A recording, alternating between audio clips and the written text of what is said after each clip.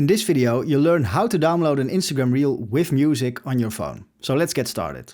There are actually two ways to download an Instagram Reel to your phone, and I will show you both ways. So let's start with the first one. You'll have to open up your Instagram app. Then you have to go to your Reels. Then you have to choose a reel you want to download. So let's do this one. You have to go to the little paper plane on the bottom right and click on it. Then you have to swipe the bottom bar to the right. And there you will find the download button. So let's download this reel. There we go.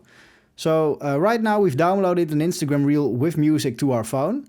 But for some instances, there won't be a download button on the bottom. And then you have to do it with another method, which I will show you right now. So when a reel isn't downloadable via Instagram, you'll see there is no download button here. You have to do it in a little other way, which I'll show you. You have to click on copy link for that reel.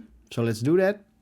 Then you have to go to your browser, go to Google and type in download Instagram video. Then you have to select a link in the search results. So let's choose this one. Then you have to paste the link we just copied. Click on download,